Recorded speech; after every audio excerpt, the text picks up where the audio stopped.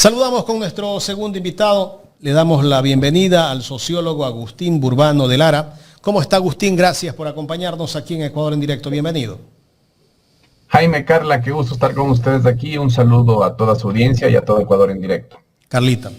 Doctor, bueno, empecemos por los viajes presidenciales, ¿no? Y le digo que empecemos por esto porque hay bastante crítica y ya vimos, no sé si usted tuvo la oportunidad de ver a la secretaria de Comunicación, la señora Irene Vélez, ya en un video, donde manifestaba en qué aportaban básicamente a los ecuatorianos los viajes presidenciales.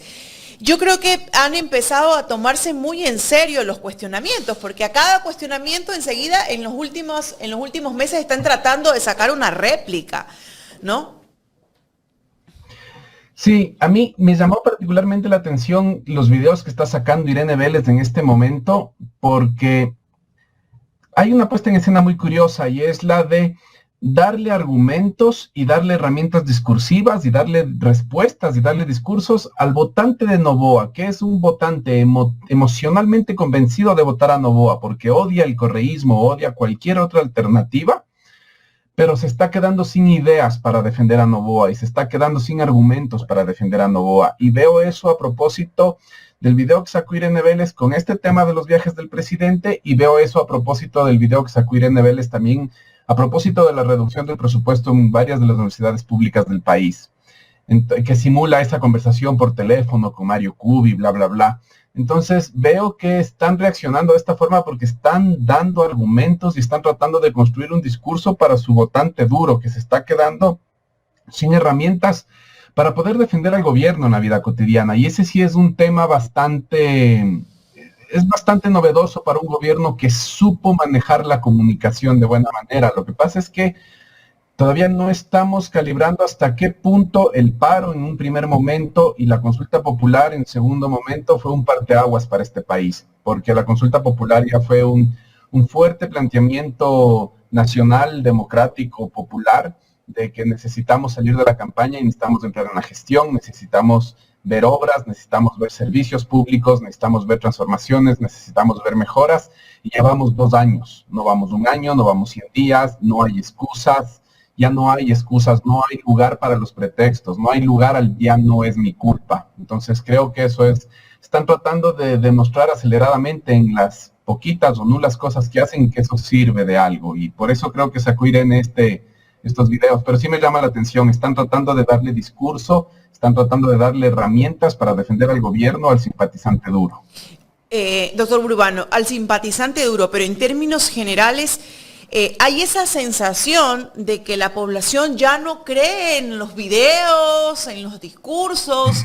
Es como si esa narrativa que ellos construyen ya no estuviera calando al menos al 100%, ¿no? Porque cada vez se agudizan o se profundizan los problemas del pueblo ecuatoriano y no sé, es mi percepción, usted por favor me corrige, que ya no causa el mismo efecto de antes, ya no aplaudo todo lo que tiene que ver con Noboa o ya no le creo toda su narrativa audiovisual, que básicamente es la que maneja. Es que creo que se les desgastó, Carla, y yo coincido contigo, pero siento que se les desgastó. Yo creo que por mucho tiempo la mentira fue uno de los activos más principales que tenía este gobierno. Y esa mentira tenía un correlato que era la credibilidad. Primero la verosimilitud, porque las mentiras que nos dicen algunas son estratosféricas, siempre fueron estratosféricas, otras fueron medianamente verosímiles, o por lo menos estaban revestidas de una aparente verosimilitud. Entonces el núcleo duro, el votante blando, el votante indeciso las compraba. Pero hoy en día creo que ya esa mentira como principal activo del gobierno se desgastó por completo. Y creo que hay acontecimientos muy claros que hacen que esa mentira se esté desgastando, que ya no tenga capacidad de convencimiento, ni de seducir votantes, ni de comprar simpatías, ni de ganar adherentes. Y el primer caso que se me viene a la mente ahorita es la forma grotesca en cómo se ha ido develando en el juicio por los 4 niños de Malvinas, la forma en cómo el gobierno encubrió esta desaparición forzada y esta violación de derechos humanos y este delito de lesa humanidad. 17 militares con fusiles, chalecos antibalas, botas, cascos apertrechados hasta los dientes, torturando en contra de 4 niños. Niños que jugaban fútbol, niños que iban a la escuela, niños que iban a la secundaria, niños que cumplían un rol familiar.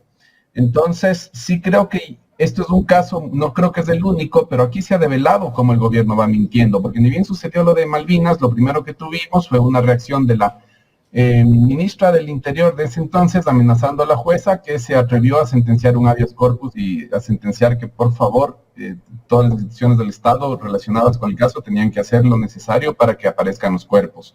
Segundo, tuvimos un ministro de Defensa que expresó unas disculpas públicas a medias y después terminó amenazando también al sistema de justicia por aquello que le obligó a hacer en el marco de este juicio. Tuvimos periodistas, sobre todo deportivos, pero tuvimos periodistas del ecosistema de comunicación del gobierno diciéndonos que los niños eran delincuentes. Teníamos inclusive personajes de la academia que supuestamente habían accedido a supuestos informes de inteligencia donde se señalaba y se demostraba que los niños eran tiguerones. Entonces, la verdad creo que este caso ha desnudado de una manera entera, radical, hasta dónde puede jugar éticamente el gobierno con la mentira, porque trataron de recurrir con una mentira a un delito de lesa humanidad. Y un presidente que nunca dio la cara, que nunca dio el pésame, que nunca afrontó lo que le correspondía como primer mandatario. Un presidente que nunca afrontó lo que debía como primer mandatario, un presidente que antes de que se sepa públicamente, pero estoy diciéndote 2 semanas antes de que se sepa públicamente. Héroes nacionales los declaró. Declaró héroes nacionales, por Dios. Entonces sí creo que esto sí ha personificado, o por lo menos ha puesto en escena hasta qué punto el gobierno puede jugar con la mentira. O sea, ni siquiera la tortura y la desaparición forzada de 4 niños, es un límite para que el gobierno nos mienta en la cara. Y creo que eso ya hace que la mentira como principal activo del gobierno empiece a desgastarse. Ahora, no es el único, pero creo que es el que más nos está calando.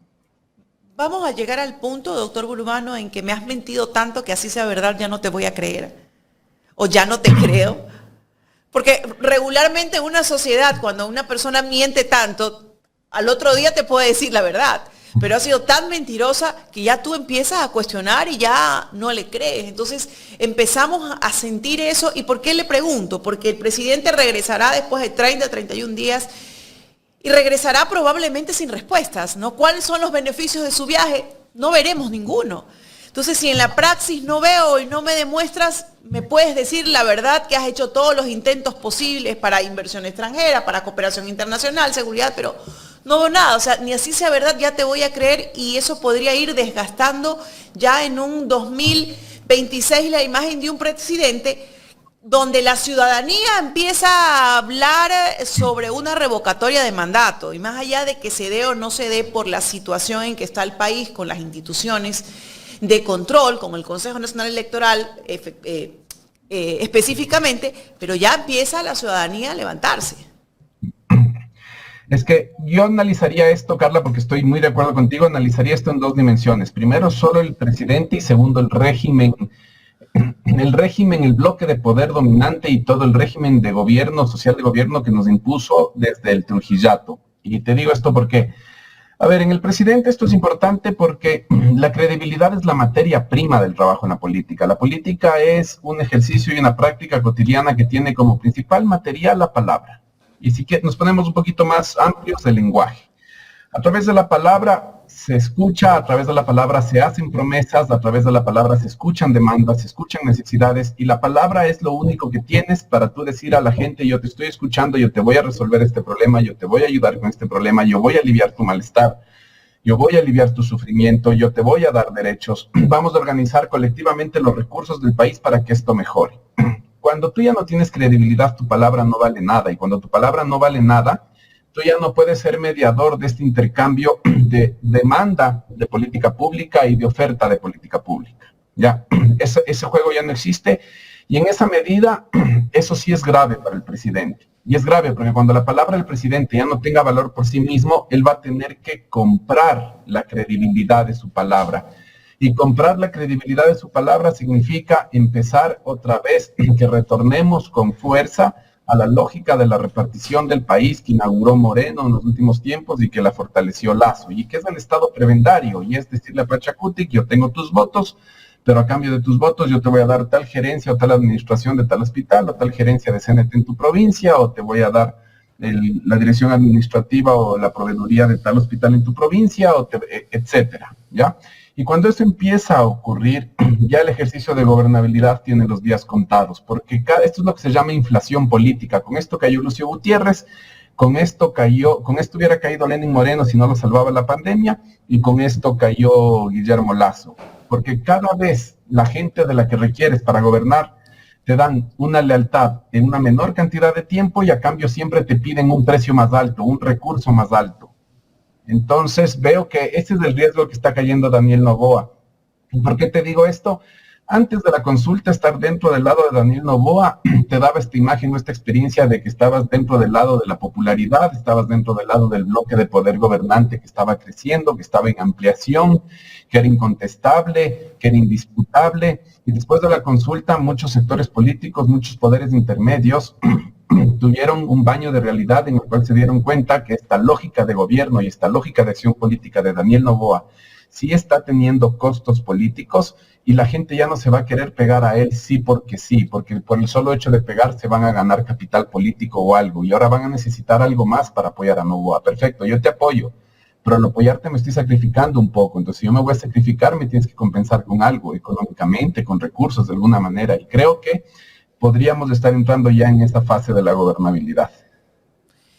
En función de aquello, y como lo mencionaba hace un momento, nosotros escuchamos ya voces, quizás es reciente, quizás no es el momento de hablar de una revocatoria de mandato, pero desde la parte social, ¿tú crees que la ciudadanía está yendo hacia esa vía o ve esa vía como una salida a un gobierno que le mintió? Porque bueno, si tuviéramos instituciones independientes, la cosa fuera diferente, ¿no? Pero podríamos decir que la ciudadanía apunta hacia esa vía después de estos 2 años de gobierno de Daniel Noboa. O sea, ahí lo que te diría es, y aquí voy a ir a la segunda parte que no te contesté de la anterior pregunta porque me da pie para responderte esta.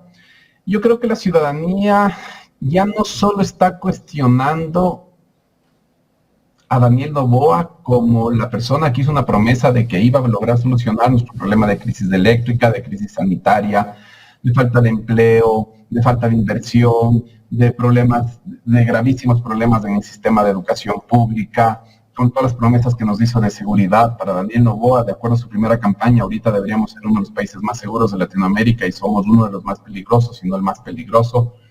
Yo creo que lo que está crujiendo no solo es, o lo que está haciendo agua, no solo es el liderazgo de Daniel Noboa, sino que está empezando a hacer agua todo el régimen social de gobierno y todo el régimen institucional que quedó después del Trujillato.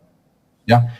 Si nosotros veíamos hace dos años, hace 1 año y medio, el cuestionamiento a la Constitución de Montecristi, a sus instituciones, a la responsabilidad de la Constitución de Montecristi, lo que nos está sucediendo en el país, venía con mucha fuerza, nos instilaban la culpa de todos los problemas sociales que está viviendo el país y políticos era la Constitución de Montecristi.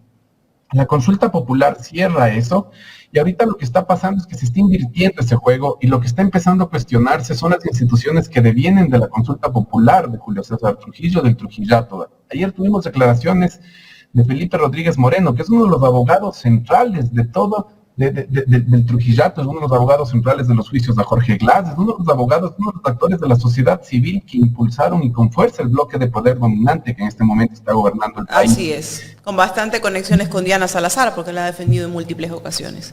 Y nos dijo, sin desparpajo, sin vergüenza, admitió públicamente que hemos tenido en estos últimos 8 años una fiscalía que ha actuado de acuerdo a los tiempos políticos, no de acuerdo a los criterios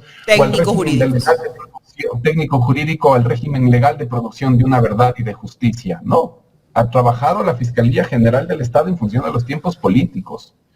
Entonces yo creo que lo que está crujiendo es lo que nos quedó del Trujillato. Se está poniendo en duda ya el rol de la justicia, se está poniendo en duda en la participación del sistema de justicia en toda la crisis de inseguridad que tenemos, que es inmensa, se está poniendo en cuestión la utilización de los mecanismos de justicia como herramienta de persecución política, de anulación de los derechos de participación política de mi adversario político, que en este caso se han centrado exclusivamente en la Revolución Ciudadana y en toda la red de Leonidas Diza de la CONAIE. Y yo creo que eso es lo que está empezando a crujir. Yo creo que después de haber revalidado la Constitución con el nivel de votos con la que se la revalidó en la consulta del 16 de noviembre, este juego se invirtió y lo que se está poniendo en cuestión es todo lo que devino desde el Trujillato hasta nuestros días. Ahora, Agustín, yo personalmente tengo un criterio, ¿no? El presidente se fue de viaje, pero no solamente se fue de viaje de vacaciones, ¿no? Cada vez que él se va de viaje viene como con una estrategia nueva, ¿no? Para mí no solamente es que se va a pasear ni a perder el tiempo, ¿no? Para mí no es tonto, es inteligente y busca formas de activarse y armas para seguir monopolizando y sosteniendo el supuesto poder que él dice tener.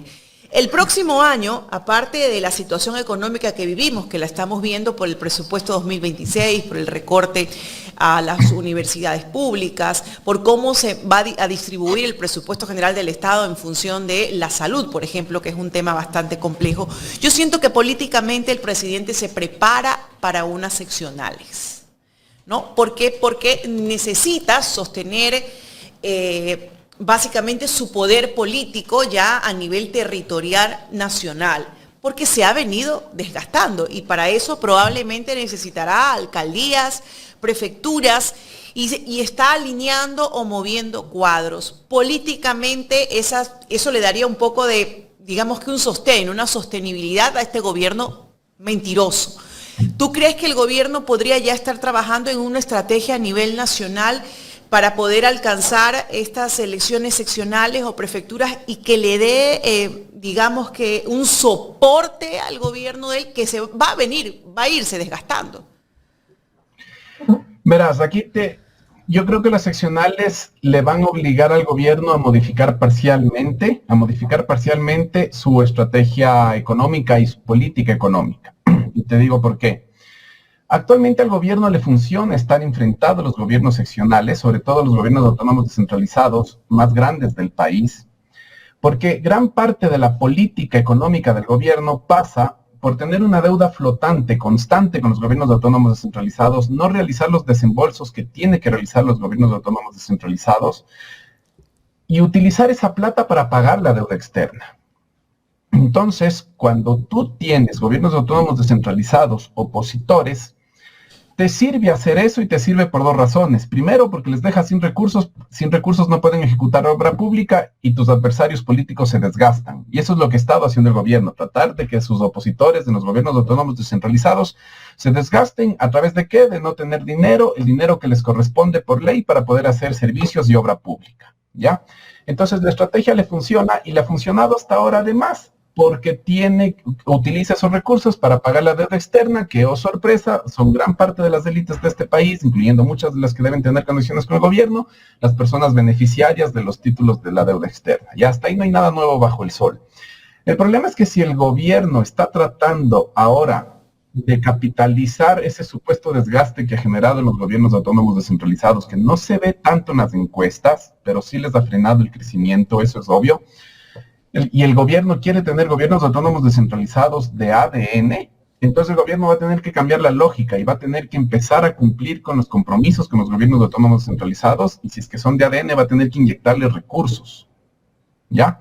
Y eso va a dejar un hueco en su política de pago de la deuda externa y el gobierno va a tener que decidir o renegocio los pagos de la deuda externa o qué hago con los pagos de la deuda externa, pero no puedo dejar de incumplir a los gobiernos autónomos descentralizados si es que llegan a ser de ADN. Entonces, yo veo que ahí el gobierno sí debe estar calculando si es que le sirve o no le sirve, si es que le es funcional o no le es funcional. O a lo mejor le es funcional las ciudades grandes, le es funcional Guayaquil, Quito, Cuenca, porque si nosotros vemos los ataques directos de desgaste son en contra de quienes representan estos cabildos de las ciudades más importantes. Entonces quizás no es un todo, pero son estratégicos esos puestos. Quizás el desgaste, y van a apostar siempre por el desgaste de los gobiernos autónomos centralizados, pero yo no sé si el gobierno está pensando en si de verdad quieren embarcarse en la aventura de los gobiernos autónomos descentralizados. Y te digo porque tenemos que ir pensando nombres de personas fuertes que el gobierno tendría para cada gobierno autónomo centralizado, y yo no encuentro uno. Okay. Aquí en Quito suena mucho Jorge Yunda. Se especula mucho que Jorge Yunda iría a la prefectura y María José Pinto iría a la alcaldía. no son nombres que están viniendo con mucha fuerza. Jorge Yunda tiene su capital político, social, reconocimiento, tiene su complejo más mediático. Es un tipo con el que cualquier organización política quisiera contar de entrada, pero no te garantiza la victoria de entrada. María José Pinto está en la vicepresidencia, le pusieron a cargo de la cartera más fregada, que es la de salud. Nadie sabe si la pusieron porque de verdad tiene capacidades para resolver toda la problemática de la cartera de salud, que está atravesada por penetración y perforación de grupos de delincuencia organizada dentro de la proveeduría de los hospitales, o si es que la quieren quemar, porque no quieren que nadie le haga sombra al presidente. Existe esa duda y esa incertidumbre. Y cuando te pones a ver en Guayas, en Manabí, te pones a ver en Cuenca, no se identifican cuadros fuertes del gobierno. Entonces yo de verdad sí estoy viendo, quizás el gobierno está pensando, ¿nos sirve dar la disputa en los gobiernos autónomos centralizados o solo nos sirve desgastar a los gobiernos autónomos centralizados que ahorita están gobernando? Okay. Creo que esa pregunta está ahí flotando en el aire, porque si es que el gobierno gana a los gobiernos autónomos centralizados, va a tener que restar un poquito de margen a estos negocios personales que están haciendo con la deuda externa. ¿Qué tan duro va a ser la política para Daniel Noboa en el 2026? Mira, tú me hablaste antes de los viajes, Carla, y esto es lo otro que te quería decir. El gobierno viaja y el presidente viaja y va a relacionarse en el extranjero porque es lo que sabe hacer.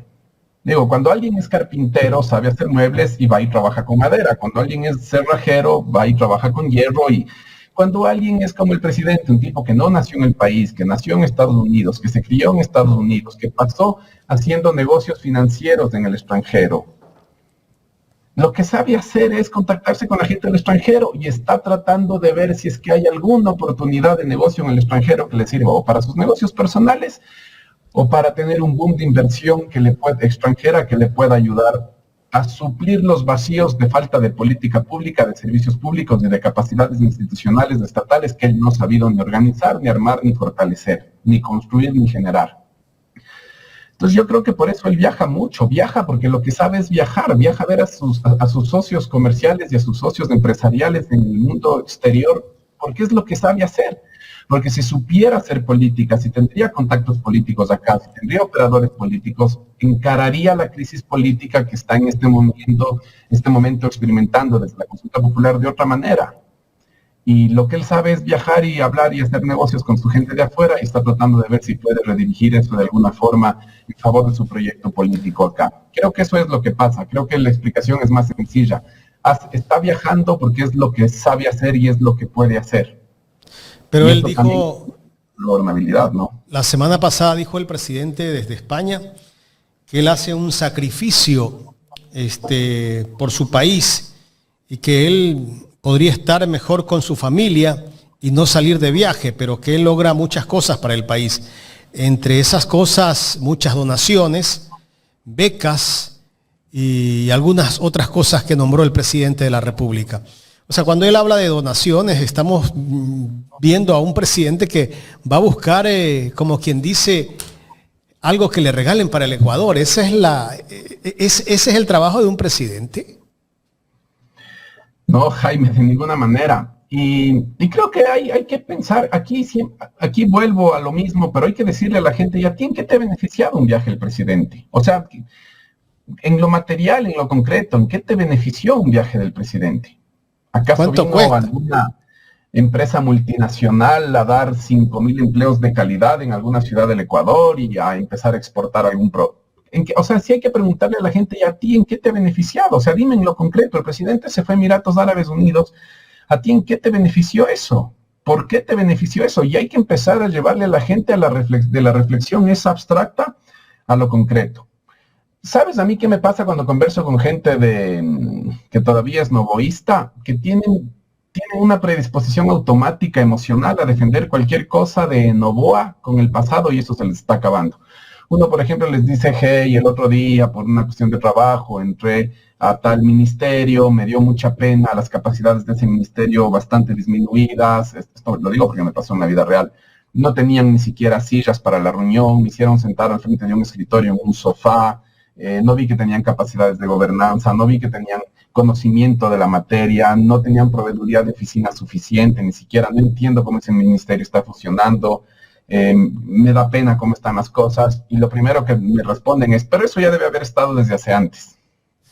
Entonces, te hago esta reflexión. Con eso solucionan el problema, ¿no? Con eso se soluciona la culpa del gobierno, y con eso se soluciona la culpa de apoyar este gobierno. Pero sí creo que a las personas hay que todavía, con mucha paciencia, pero hay que hacerles saber y sentir que esta forma de reaccionar frente al gobierno y de exculpar al gobierno es ser cómplice de lo que está pasando, y que ya no se puede ser cómplice de que te saquen un niño, una niña, un adolescente muerto de un hospital, de una bebé muerta de un hospital de Taisha en una caja de cartón. No se puede ser cómplice de eso, no se puede ser cómplice de que tengamos más de 60 neonatos fallecidos por falta de cánulas, porque se reutilizaron cánulas en hospitales públicos en el país. No se puede ser cómplice de eso, no hay excusa admisible para eso, y tenemos que seguir y seguir y seguir e insistir sobre eso, porque tenemos que de verdad tratar de romper ese bloqueo que gran parte de los votantes de Daniel Noboa, y que no son ni clase alta, y que no son necesariamente ni siquiera clase media alta, sino clase media, clase baja, clase popular, todavía tienen en su adhesión al gobierno. Entonces hay que llevarle siempre la reflexión a la vida cotidiana, Jaime, y hacerles este cuestionamiento: ¿de qué te sirve que el presidente viaje tanto? ¿Tú en qué te beneficias? ¿Tú qué beneficio tienes? Hay que siempre llevarle a ese nivel a la reflexión, y también llevar la reflexión a estos casos límites que son inadmisibles para cualquier sociedad que se precie de ser democrática, que se precie de tener una amiga de justicia social. Pero el presidente de la República sí creo que ha perdido respaldo, ¿no? Mucha gente que yo conozco, gente que antes salía a rabiar por el presidente de la República, andaba con el cartón debajo del brazo. Mucha gente quemó el cartón, gente que trabaja en el sector público, que vieron que sus derechos iban a ser vulnerados. Ya no quieren saber nada de Noboa, y no solo gente que trabaja en el sector público, gente que tiene su actividad privada, que también se ha dado cuenta que la cosa no es como se la han venido pintando. Que no es como se lo han venido pintando, y a mí me llamó la atención, pero ayer, por ejemplo, no éramos muchos, éramos pocas personas, pero acompañé una movilización por los 4 Malvinas en los exteriores de la Fiscalía General del Estado, y ya se escuchaban cánticos de fuera Noboa fuera, ¿ya? Eso es algo que antes de la consulta popular no tenía tanta legitimidad, o que no era posible decir en el espacio público como una expresión democrática. Había miedo de cómo van a reaccionar organismos o entidades de seguridad si tú dices algo así en el espacio público.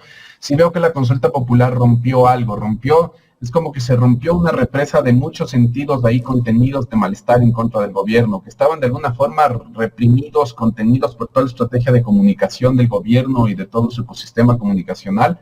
Pero sí creo que están fluyendo sentidos negativos y contrarios al gobierno, que el gobierno no está logrando todavía administrar, ni contener, ni satisfacer. Pero eso no quiere decir que va a haber un acompañamiento, una adhesión automática o súbita a cualquier alternativa por izquierda al gobierno, y eso es un trabajo pendiente que falta mucho por construir. Ahí sí, desde quienes quisiéramos un gobierno alternativo, una propuesta alternativa, estamos enteritos por construir.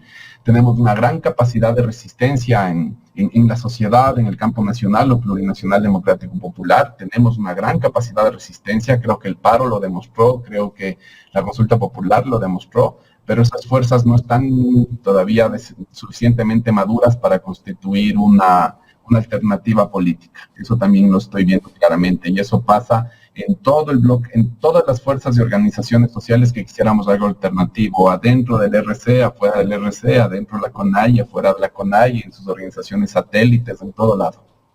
Agustín, ¿cuáles pueden ser las perspectivas para el próximo 2026 del gobierno? ¿Cómo ves el panorama? A ver, te puedo plantear esto en términos de escenarios y también dependiendo de la forma de reaccionar del gobierno que tenga. Viste que el gobierno tuvo de una forma bastante electorera y demagógica el anticipo hizo este anticipo del décimo sueldo. Y después empezó a vender en el discurso público todos los beneficios del anticipo del anticipo del 13º sueldo. El viernes negro. Agregadas, estimula la compra, se estimula el consumo, aumenta la velocidad de la circulación del dinero en el país, y eso estimula la economía, ¿ya? si ese intento del gobierno o esa perspectiva del gobierno, eso no solo se hizo por algo electoral, sino se hace porque significa un cambio de mirada en su estrategia de política económica, el gobierno puede tener un mejor desempeño en el próximo año, ¿ya? Todo nos hace pensar que eso no va a ser así, porque si el gobierno de verdad creería en la inversión pública, de verdad creería en estimular la demanda agregada, no tendríamos la reducción de despidos en el sector público que hemos tenido, no tendríamos los recortes de la inversión, los recortes presupuestarios que hemos tenido en la educación superior, no tendríamos la disminución de los presupuestos en salud, en educación.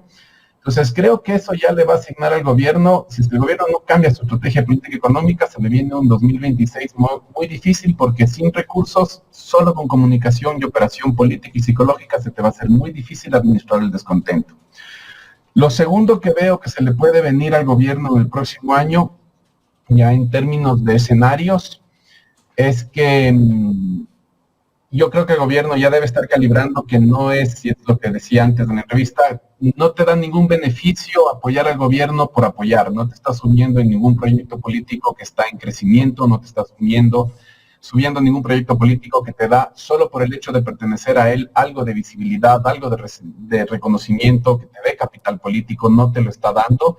De hecho, empezar a apoyar al gobierno empieza a tener ciertos costos, y esos costos tú vas a querer compensarlos económico, materialmente de alguna forma, o porque te hagan participar en la gobernabilidad de una parte del Estado, del Ejecutivo, una empresa pública, un ministerio, algo, o a través de prebendas económicas. Y creo que el gobierno del 2026, si persiste en la inercia que está teniendo en este momento, se va a enfrentar a esta maquinita de la prebenda que le terminó licuando la gobernabilidad a Guillermo Lasso y hace muchísimos años a Leosio Gutiérrez, mucho más temprano de lo que esperaba. Creo que la inercia, los escenarios nos pueden llevar a eso. Si es que el gobierno pega un cambio de timón y cambia su estrategia, creo que se podría comprar aire y podría administrar el descontento y el malestar. Porque como te digo, no existe dentro de todas las fuerzas que queremos una propuesta alternativa, todavía un trabajo suficientemente maduro para tener un proyecto político que podría significar ahorita de verdad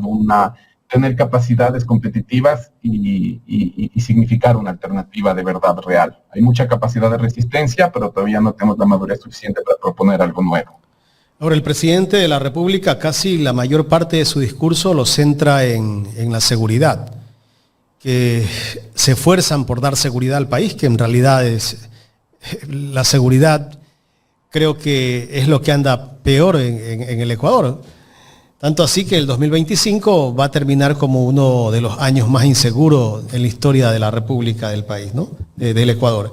En todo caso, no habla de otros temas más que seguridad el presidente de la República. O sea, si sigue con ese discurso, Agustín, ¿qué va a pasar? Yo creo que el gobierno tiene dos límites estructurales para el tema de poder conseguir reales objetivos en la seguridad. Y los límites estructurales que tiene es que, en primer lugar, cuando tú ves dónde están localizados territorialmente, espacialmente, los enclaves urbanos, rurales, marginalizados, racializados, donde emergió la violencia con mucha fuerza y donde las economías criminales emergieron con mucha fuerza, tú vas a ver que son los espacios urbanos y rurales donde desde hace décadas viene instalándose agronegocios como el banano, agronegocios como el camarón, agronegocios como la pesca. Entonces ahí viene la primera pregunta: ¿qué pasó en el banano? ¿Qué pasó en toda la cadena productiva del camarón? ¿Qué pasó en todo el tema de la pesca, ya sea pesca artesanal, pesca industrial, pesca de alta mar, atuneras, longliners, lo que sea? ¿Qué pasó que esas industrias no fueron espacios de desarrollo y cuyos derechos laborales no permitieron a la ciudadanía y a las familias ecuatorianas construir un proyecto de vida autónomo que les dé un nivel básico digno de educación, de salud, de recreación? ¿Qué pasó? ¿Ya? Entonces ahí viene la primera pregunta, porque nadie quiere hablar de esto, pero competirle a la economía criminal, quitarle base social de sustentación a la economía criminal, pasa porque se paguen y se cumplan con los derechos laborales en las haciendas bananeras, en las haciendas camaroneras, en las piscinas camaroneras, en las plantas de empacadoras de camarón. Se empieza por ahí. Porque lo que estamos diciendo es que el nivel de explotación laboral en el sector bananero, el nivel de explotación laboral en el sector camaronero, el nivel de explotación laboral en el sector pesquero, ha sido de tal magnitud que se vuelve mucho más racional o se vuelve mucho más lógico o hace más sentido, o la única oportunidad que tienes de insertarte económicamente y poder tener una base material mínima de sustentación es participar de las economías criminales. ¿Ya? Eso es lo primero. ¿Y por qué digo que aquí tiene un límite estructural el gobierno? Porque el gobierno proviene del corazón de todo el sector agroexportador y jamás va a mejorar las condiciones de trabajo en el sector agroexportador. ¿Ya? Y nadie en este país está hablando de eso. Y ahí veo que hay un primer límite. Hay un primer límite y un límite grandísimo para que el gobierno pueda mejorar la situación de seguridad en el país.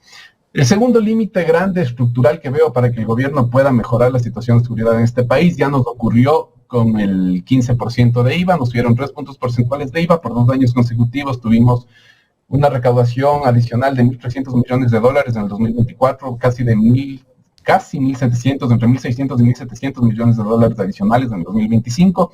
Eso no se invirtió ni en políticas públicas de educación, ni de cuidado, ni en políticas públicas de fortalecimiento de la Policía Nacional, ni en políticas públicas de fortalecimiento de la política de defensa y las Fuerzas Armadas. Eso se fue directo, constante y sonante a pagar la deuda externa. De hecho, teniendo en 2 años, teniendo más de 3.000 millones de dólares adicionales que podrían haber ido al sector de seguridad en su conjunto, tanto a fortalecer el brazo derecho del Estado, la fuerza pública, tanto en fortalecer las políticas públicas de cuidado y bienestar, el brazo izquierdo del Estado, se fueron a pagar la deuda externa. Y producto de eso tenemos todas las políticas de cuidado y bienestar y todas las peticiones de inversión y fortalecimiento de los cuerpos de seguridad del Estado, dependiendo de los gobiernos autónomos descentralizados. Y ahí veo un segundo límite, porque el gobierno, si de verdad quiere mejorar el tema de seguridad en este país, tiene que sacrificar el negocio que las élites que componen este gobierno y que sustentan este gobierno están haciendo con la deuda externa. Entonces, en algún punto mejorar el problema de la seguridad implica sacrificar intereses personales muy propios para este gobierno. Y esto sin hablar de todas las relaciones clandestinas y colusivas que ya sabemos por las noticias públicas que existen entre toda la industria del banano y el narcotráfico, entre la industria de la pesca y el narcotráfico, y entre la industria del camarón y el narcotráfico. Entonces, aislando eso, sacando esas relaciones colusorias, criminales, entre Estado y sector privado y sector financiero que existen en el narcotráfico, sacando eso de lado, ya tenemos 2 límites. Si ponemos esto, de verdad... ¿Y por qué no se investiga? ¿Por qué no hay allanamientos en ese sector? Porque pueden darse el lujo de no hacerlo, Jaime. Es que controlan lo que tenemos. A veces pensamos que esto del narcotráfico es una cuestión de buenos y malos. Y no nos damos cuenta de que en este país existe una hipocresía, pero brutal, respecto de las economías ilícitas. Y esa hipocresía brutal es... Nadie quiere los efectos negativos de la violencia que el narcotráfico nos trae, pero todos quieren participar de las rentas del narcotráfico. ¿Ya? Entonces, cuando tú empiezas a ver qué reformas se han hecho, por ejemplo, el sistema financiero desde el 2018, desde que entró Richard Martínez del gobierno de Lenín Moreno, tú te vas dando cuenta cómo desde ahí los bancos ya empezaron a desregular ciertos procesos para la incorporación de capital extranjero en el país, que desregularon justamente estas revisiones del origen de los capitales, del origen de los flujos, a ver si eran ilícitos, no eran ilícitos. Hicieron campañas de blanqueamiento de dinero que permitieron que también las economías legales vengan y se asienten en el país. El sector de la construcción está ávido de poder capturar las rentas del narcotráfico. El sector automovilístico está ávido de capturar las rentas del narcotráfico. La venta y compra de autos, tenemos patios llenos de venta y compra de autos, llenos de autos porque sirven para lavar dinero. Entonces, el sector inmobiliario. Entonces, a lo que voy es, tenemos una sociedad hipócrita. ¿Y qué hace la UAFE? La UAFE tiene un presupuesto de $40,000 al año. ¿Qué haces con $40,000 al año? Nada. Hay que preguntar quiénes tienen interés en que tenga un presupuesto de $40,000 al año de inversión. Eso para pagarle el sueldo a 4 empleados. ¿Y por qué no tienen capacidades? Entonces, claro, uno puede ir viendo cuáles son las responsabilidades políticas y eso lo que te va a ir dando es el mapa de hasta qué nivel el crimen organizado capturó el Estado. Es que aquí pasa algo. Nosotros pensamos, Jaime, que el crimen organizado es Fito. Pensamos que el crimen organizado es Junior. Pensamos que el crimen organizado se acaba en Norero. Pensamos que el crimen organizado se acaba en Willy. No sé. El crimen organizado no se acaba en ellos. Ellos solo son una parte la parte, quizás la expresión, más violenta en la puesta en escena del crimen organizado, pero ni siquiera son los grandes comandantes de la cadena del crimen organizado. Son personajes que los crean, yo creo, ¿no? Y que se crean a sí mismos y los crean, pero cuando estamos hablando de crimen organizado, por eso fue tan potente la investigación de la Posta con el Gran Padrino, porque te demostró cuáles son los brokers y cuáles son los beneficiarios del crimen organizado, que no vienen ni del campo popular ni del sector popular, no tienen un origen popular, sino que son apellidos blancos, patricios, de buenas familias, de buenas cunas, de Quito, Guayaquil, de cualquier familia noble que puedas ver en un country club o en un club de élite de las principales ciudades del país. Y ahí es cuando tú empiezas a entender por qué el crimen organizado ha capturado la justicia, por qué el crimen organizado ha penetrado instituciones del Ejecutivo, por qué ha capturado el poder legislativo, por qué la UAF está como está. Hay cosas, Jaime, que a mí sí me sorprende. Yo siempre de pequeño he obsesionado con el tema de la ideología. Nosotros tuvimos una familiar de Fito en la asamblea y nadie le importó. Y así de loco es la vida. Tenemos el problema de la inseguridad y la violencia respirándonos en la nuca, en la conversación, todos los días. Y había una familiar de Fito en la asamblea y a nadie le pareció escandaloso. ¿En qué partido estaba? Dependiendo, ¿no? Pero tú te acuerdas en qué partido estaba. Claro, sí. Ya. Jaime, teníamos la presidenta de un partido político que había sido judicializada por la Fiscalía General del Estado por un caso de narcotráfico. Nadie dijo nada. Nadie se inmutó en decir nada. Entonces, cuando tú me dices por qué nadie dice esto, por qué nadie investiga esto, por qué no se conversa de esto, es una pregunta que se responde por el poder. El poder en última instancia es la capacidad de poder hacer algo. ¿Y ellos qué es lo que pueden hacer? Pueden hacer que estas cosas no se conversen, pueden hacer que estas cosas no se hablen, pueden hacer que estas cosas pasen relativamente desapercibidas. Y cuando tenemos que explicar por qué esto pasa, ahí ni los Fito nos alcanzan, ni los Junior nos alcanzan, ni ningún GDO que tal cual lo conocemos y se lo construyen los medios de comunicación nos alcanza. Ahí sí tenemos que ir a los responsables del crimen organizado, que son de familias patricias y de cuello blanco. Otro caso es lo de Guillermo Lasso, ¿no? Que los medios de comunicación tradicionales han tratado de no divulgar ese tipo de información. Las declaraciones que ha dado Marcelo Lasso, que incluso es familiar del expresidente Guillermo Lasso, ¿no? Todas esas cosas como que prefieren mantenerla debajo de la alfombra. Sí, y creo que con Guillermo Lasso sí es súper claro cómo el crimen organizado llegó a capturar y a penetrar el Ejecutivo. Porque casos hubieron muchísimos. Tienes todo el caso del Gran Padrino, tienes después lo que sucedió con el asesinato de Cherres, que ocurre en una misma ciudadela donde tiene una residencia nada más y nada menos que el presidente de la República. Eso es inexplicable. O sea, que ocurre un asesinato dentro de una ciudadela que tiene que estar esterilizada por la seguridad de la presidencia de la República. Esto es impensable. Eso de verdad cualquier persona con dos dedos de frente lo podría señalar. Tienes con Guillermo Lasso todas las denuncias que hubo, que empezaron con venta de puestos públicos y terminaron en denuncias de narcotráfico alrededor del exministro de Agricultura. Entonces, a veces sí creo que han sido súper eficientes y súper efectivos, Jaime, en hacernos pensar que el crimen organizado solo está, y los responsables del crimen organizado solo son las personas que están recluidas en la penitenciaría o en la regional o en algún sistema, alguna cárcel del sistema de rehabilitación social del Ecuador. Pero sí estamos dejando de ver que para llegar a los puntos neurálgicos del crimen organizado de este país tenemos que empezar a poner la lupa sobre muchos nombres, sobre muchas familias, sobre muchas empresas de cuello blanco y de buen apellido. Y esa es la parte que no estamos viendo porque estas personas tienen la capacidad de hacer que no miremos eso. Correcto. Quiero pasar a otro tema.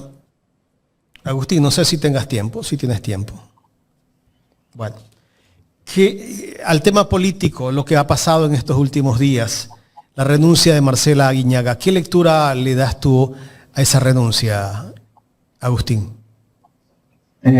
Bueno, en primer lugar quiero extender mis condolencias públicas a Marcela, si la escribí, pero falleció su papá. Eso es una experiencia que no debe ser fácil para nadie, yo no me imagino lo que se debe sentir, y sí creo que no es el mejor momento para que ella siga estando en la conversación pública de esta manera y de esta forma en este momento. Ahora, dicho eso, lo segundo que te diría es que yo creo que con todo lo que Marcela hizo durante el periodo de la Revolución Ciudadana y todo lo que hizo desde la ruptura de Alianza País de la Revolución Ciudadana en 2017 hasta nuestros días, sí creo que Marcela se ganó el derecho de decir lo que piensa, lo que cree, de sostener una postura dentro del movimiento y de defenderla. Y creo que sí hay un gesto que hay que reconocer, un gesto de valor y de mucha valentía de Marcela, cuando muchos compañeros y compañeras estuvieron asediados por el gobierno, por las instituciones del Estado y tuvieron que irse al exilio, Marcela decidió quedarse, con todos los riesgos que eso implicaba, ¿ya?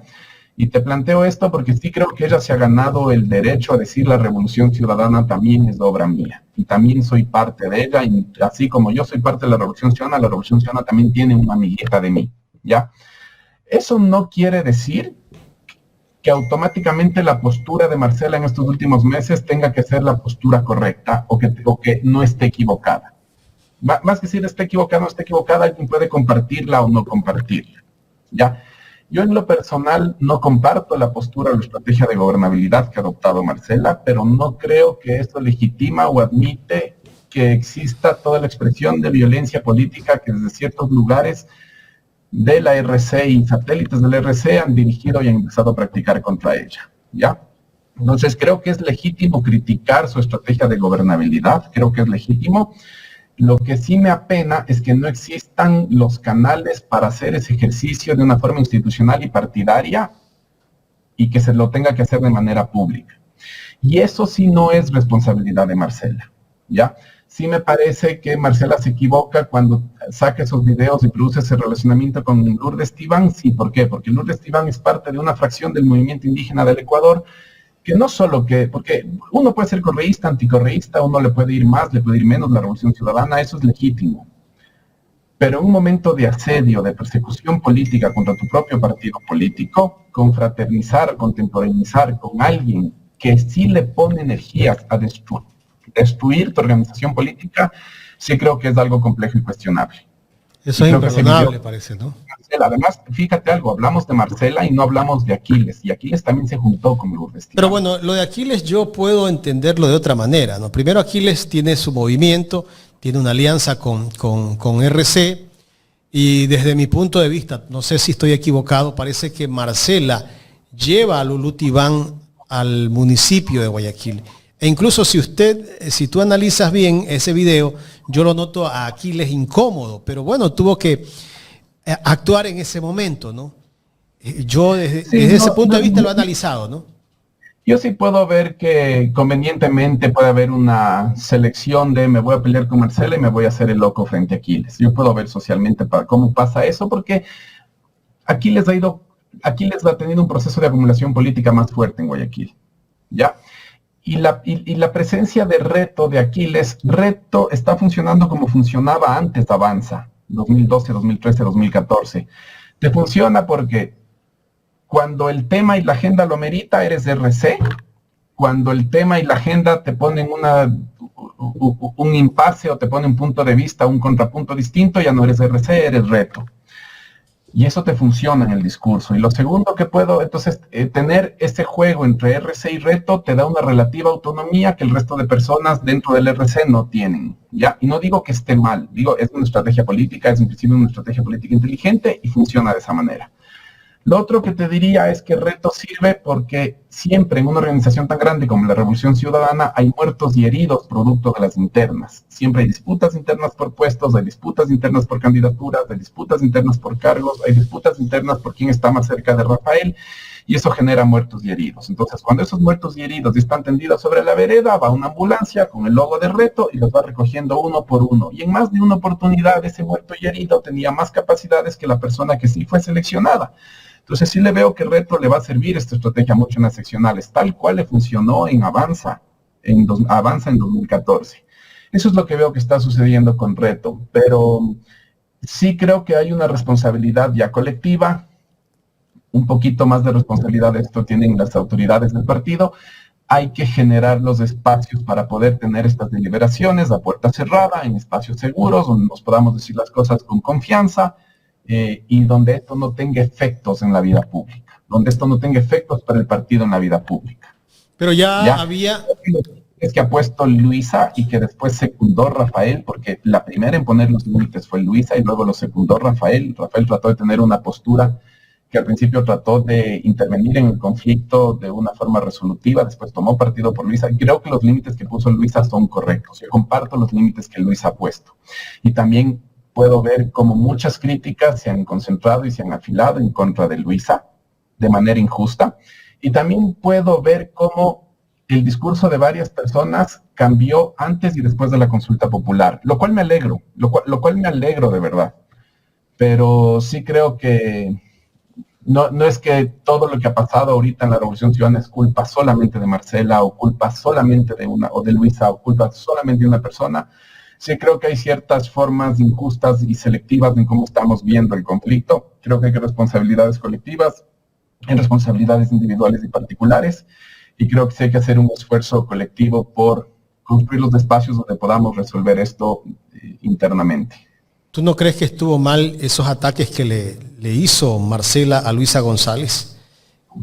No, creo que estuvo mal. Obvio, creo que estuvo mal. Y creo que Luisa, por eso te digo, creo que Luisa estuvo muy correcta en poner los límites. Creo que a Luisa razón en el fondo no le faltó. A Luisa la única crítica que le pueden hacer es de las formas. Y yo digo, sí, se le puede criticar las formas, pero ojo, no existen en este momento las instancias y los espacios legítimos para procesar estas disputas de manera interna y a puerta cerrada. Entonces, por eso te digo, aquí hay responsabilidades, hay de muchas partes y de muchas personas. Sí me molesta un poco que se tienda a personalizar esto solamente en Marcela o solamente en Luisa, porque parecería que el problema solo es de ellas dos y es de dos mujeres. Y sí me causa un poco... Pero también hay otras cosas, Agustín. El quinto puente. Esa obra la quería hacer el alcalde de Guayaquil, pero sin embargo Marcela tuvo otra postura y decidió apoyar al gobierno. En la obra de Los Ceibos, donde Marcela le quitó el permiso, paralizó esa obra de Guayaquil por 2 o 3 meses. Finalmente terminaron dándole la razón al municipio de Guayaquil. Todas esas cosas yo creo que se dio en medio de todo lo que vivimos ahora, ¿no? Todo lo que está pasando en este momento. Y finalmente lo de Lulú Tibán es como que la gota que derramó el vaso de agua. Verás, yo creo, y esto creo que lo conversamos hace un tiempo contigo, Jaime, y contigo, Carla. Tenemos desde 2023, sobre todo muy marcadamente desde inicios del 2024, en realidad lo venimos viviendo desde el 2018. Tenemos un régimen muy antidemocrático, una democracia muy restringida, donde hay procesos de persecución política sobre adversarios políticos demasiado grotescos, ¿ya? Frente a este escenario, ha habido 2 grandes estrategias o 2 grandes formas de respuesta de parte de los adversarios políticos. La una, mucho más contestataria, para mí también más digna, más contestataria, de no dejarse disciplinar por el gobierno. ¿Ya? Y eso te puede llevar al exilio, te puede llevar a la cárcel, puede tener consecuencias muy negativas para tu vida cotidiana y para tu vida familiar y para tu reproducción económica y para tu vida afectiva, ¿ya? Y hemos tenido compañeros que por optar por esta postura han ido presos. Ha estado preso Virgilio, ha estado preso Cristian, ha estado preso Paola, tenemos compañeros y compañeras en el exilio, y está Jorge Glass, como está, Alexis Mera, yo te puedo ir diciendo muchísimos nombres, ¿ya? Para evitar todos estos efectos negativos, hay todo otro conjunto de personas y de fuerzas internas dentro de la Revolución Ciudadana que optaron por una estrategia menos beligerante, menos confrontativa, donde quisieron tener ciertos niveles de articulación, ya desde los gobiernos autónomos centralizados. No ir a la confrontación y tratar de mantener un buen nivel de diálogo a nivel institucional, ¿ya? Y eso es una postura que ha primado dentro de los gobiernos autónomos descentralizados, es una postura que atiende los problemas reales de la gobernabilidad y que tiene un problema, y ese problema es que te hace dejar de lado ciertas demandas históricas o tradicionales y ciertas formas tradicionales y distintivas de la Revolución Ciudadana de hacer política en el Ecuador, y que pueden tener efectos negativos en tu proceso de acumulación general, que el rato que vayas a un proceso de reelección puedes tomar nota de ese costo político. Atendiste muy bien la gobernabilidad, pero te olvidaste del proceso de acumulación. Yo veo esa contradicción dentro del RC y también veo esa contradicción, lo vi de otra forma dentro del movimiento indígena. ¿Ya? Eso está. Creo que eso es lo que de alguna forma está entrando en tensión y en contradicción y se está saldando en este momento. En el mejor momento del gobierno, pero también el momento más autoritario y más violento del gobierno, que no creo que se ha acabado, la fuerza del gobierno era tal que podía lograr que este intento de articulación gubernamental termine siendo una oposición coordinada. Y Luisa tuvo la lucidez de ponerle nombre y apellido a esto, porque la primera persona que habló de oposición coordinada en este país fue Luisa. Y creo que fue un acierto de Luisa cuando puso límites a ese proceso. Y Luisa lo vio antes que Rafael, porque les he seguido muy claramente en las entrevistas y Luisa vio que el gobierno estaba construyendo un proceso de oposición coordinada mucho antes de que Rafael lo empiece a decir en las entrevistas. Quizás Rafael lo vio antes, solo no quería decirlo. Pero lo que te quiero decir es que en ese sentido sí creo que Luisa tiene un acierto y un acierto político ideológico muy grande. Creo que esta tensión se tiene que resolver y esta tensión se resuelve no solamente de una forma sacrificial diciendo nos vamos a la cárcel todos, nos vamos al exilio todos y el gobierno se pone más autoritario y vamos a optar solo por esta estrategia, sino que esto tiene matices y esto se tiene que discutir y esto es lo que se va a discutir en la convención y hay todo un trabajo. He visto, lo han liderado muchísimas personas, la más visible es Ricardo, están haciendo un proceso de participación, de construcción y elaboración de documentos ideológicos muy potentes, muy participativos, muy amplios, que nos están permitiendo trabajar estas contradicciones internas y estos problemas internos de una manera, yo diría, bastante creativa. Siempre que hay un conflicto, una contradicción interna, uno siempre está también ante la oportunidad de resolver algo. Y cuando te pones creativo o creativa, pueden salir cosas buenas de esto. Entonces yo sí espero que esto se empiece a solucionar y a curar en la convención de enero y de una forma mucho más feliz de lo que ahorita pensamos que se podría resolver. Hasta que no ocurra la convención, si no ocurriría la convención y dejamos que esto siga, esto se va a resolver a través del fraccionamiento y la desagregación y la ruptura, el desgranamiento. Creo que la convención va a poder ser efectiva en frenar ese proceso y sacar nuevas formas de procesar estos, no sé si impases, pero estas contradicciones que sí tenemos y que son reales y que son estructurales y que no deberían ocurrir si es que viviéramos en democracia. Porque eso es la otra cosa que quiero decir. La RC no está en este conflicto por voluntad propia.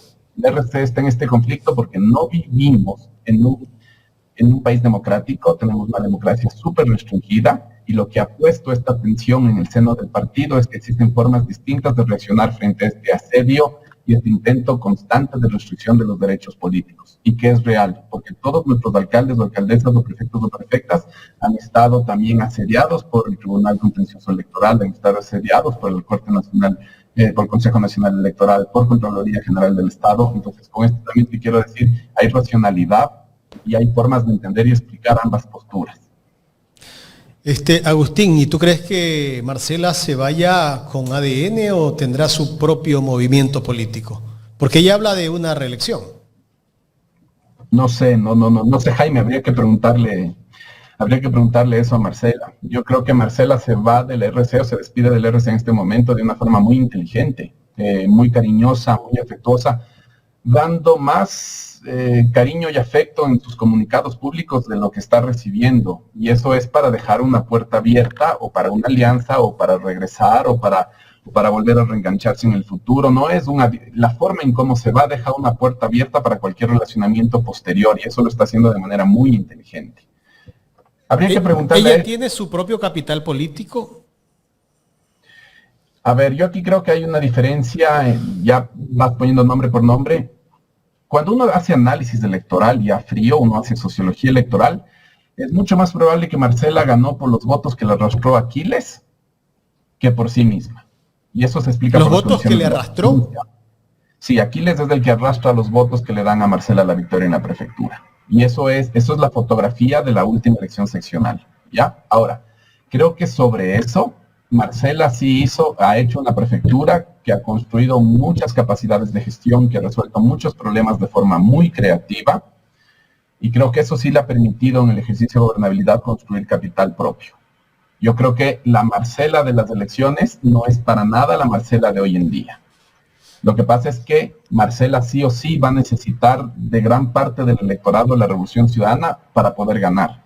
Claro, si la RC saca un candidato o candidata, es difícil la reelección. Depende qué tan potente y qué tan legítima sea, y por eso Marcela es tan cariñosa y afectuosa con la RC, porque con la militancia. Eso le da oportunidad de seguir compitiendo en esa interna. Pero te cuento algo, Agustín, la militancia está resentida con Marcela, ¿eh? Nosotros podemos palparlos en el chat donde justo se está debatiendo su postura, ¿no? La postura de ella, no de ahora, no por lo de ahora, sino ya de hace algún tiempo. Sí, eso lo puedo ver, pero también puedo ver, o sea, yo creo que esta forma distinta de reaccionar frente a este régimen, esta democracia restringida, este régimen autoritario que tenemos y que se expresa muy claramente en los gobiernos autónomos centralizados y otras figuras nacionales, yo creo que eso es una discusión que sí atraviesa la militancia también. Yo, a propósito de las discusiones públicas actuales, he visto posturas de diversos compañeros y compañeras de militancia bastante variadas. O sea, no te puedo decir que está concentrado el resentimiento en Marcela. También tienen apoyos y tienen adhesiones y de figuras con mucha capacidad de irradiar mensajes y también de personas que hacen política en la vida cotidiana a nivel territorial, barrial, y que quizás no tienen mucha visibilidad en redes sociales. O sea, yo creo que es una discusión que no solo es una discusión de las élites del partido, es una discusión real. No solo es una discusión de las dirigencias del partido, es una discusión que atraviesa el movimiento de manera transversal. Correcto. ¿Y en Quito cómo está la cosa? Respecto de... Pavel. ¿Lo has escuchado a Pavel? ¿Han escuchado a Pavel los últimos discursos, los últimos pronunciamientos públicos? No lo hemos escuchado. ¿Cuál es su postura en los últimos pronunciamientos? Sobre todo ahora en las fiestas de Quito, que estuvo bastante apegado a Aquiles, por ejemplo, ¿no? Se lo vio. O sea, yo creo que es público y notorio para todas y para todos. Pavel está con un discurso mucho más encauzado y organizado en la representación de los intereses de Quito y en tratar de imputar cómo los actos y las acciones del gobierno están afectando a la ciudad en su conjunto y a los derechos de la ciudadanía y a los ciudadanos de Quito en su conjunto. O sea, creo que Pavel está en un momento bastante más, con una postura bastante más firme contra el gobierno nacional. Creo que Pavel sí está diciendo, por todo este tiempo traté de construir a nivel institucional un puente, un canal mínimo de diálogo. Eso no le está sirviendo a los quiteños. El gobierno no ha querido tomar eso tampoco, y ahora Pavel está con una postura bastante más confrontativa y una postura mucho más firme respecto de todos los problemas y malestares que tenemos todos y todas respecto al gobierno nacional. Entonces sí veo que ahí también Pavel en su liderazgo, en su estilo, en su estrategia, ha tomado decisiones y ha tomado postura, y que están hablando en sus actos. No es algo que lo está diciendo, es algo que lo está haciendo. ¿Ves a Pavel en una reelección por la RC? Sí, obvio, es del alcalde de la ciudad. Él lo ha dicho que tiene ganas de reelegirse, así que sí, totalmente. ¿Y qué va a ser del futuro de Paola Pavón, la prefecta de Pichincha? Ya no puede ir a la reelección, ¿no? Tendrías que preguntarle a Paola, porque yo cómo te voy a responder eso, Jaime. Yo cómo voy a saber. A ver, pero sí te quiero decir algo. Yo a Paola la admiro mucho, y la admiro mucho porque... Ha hecho una gran gestión, ¿no? Yo era muy peladito, pero Paola es alguien que viene haciendo dirigencia política desde la dirigencia estudiantil. O sea, Paola tiene... En el caso de Paola, la política es algo que está hecho cuerpo en ella desde la dirigencia estudiantil. Y ha pasado por muchísimas historias, aventuras de militancias, desde la militancia por democratizar las relaciones de género en este país, por los feminismos, después se metió en Izquierda Democrática, después fue Alianza País. En Alianza País cumplió roles muy, muy diversos, después se fue después con la Revolución Ciudadana. Ella está hecha de política, así que más allá de cuál vaya a ser la decisión de ella, no creo que se le acabe la carrera política, porque ella es de esto, y ella lo tiene incorporado. Pero para saber qué es lo que va a hacer de ella, hay que preguntarle a Paola. Pero madera y material para emprender episodios y aventuras y historias políticas las tiene. Agustín, muchísimas gracias por el tiempo. de esta entrevista, que creo que ha sido muy provechosa, como siempre, conversar contigo en este espacio. Jaime, Carla, gracias a ustedes, les mando un abrazo. Gracias. Muchísimas gracias al sociólogo Agustín Urbano de Lara por esa entrevista. Realmente hay muchas cosas aún que analizar. Bueno, a veces no hay que adelantarse a los tiempos, ¿no? Hay que esperar para poder ir midiendo la coyuntura, el posicionamiento de los líderes del momento. Este país está lleno de tantas sorpresas que no podemos asegurar ni aseverar absolutamente nada. Lo que sí es cierto, bueno, pues es que se va a dar en enero, la tercera semana de enero, la convención de la Revolución Ciudadana, se escogerá a sus nuevos directivos y de ahí va a partir los lineamientos que se den. Probablemente estudiarán cuáles sean los mejores cuadros para alcaldías, para prefecturas. Y bueno, esperemos pues que la ciudadanía acoja a todos estos personajes de la mejor manera y que sí creo yo que tienen que tener una visión clara de país, una visión clara del proyecto político y sobre todo sentirlo, ¿no? Sentirse parte de ese sentido de pertinencia que a muchos les hace falta. Pero bueno, no hay que adelantarse a los hechos, habrá que esperar. Efectivamente, la visión personal de cada persona no la sabemos, podríamos hacernos una hipótesis en base a sus actuaciones o con base a sus actuaciones, pero aún hay mucho por ver, mucho por decidir para ellos.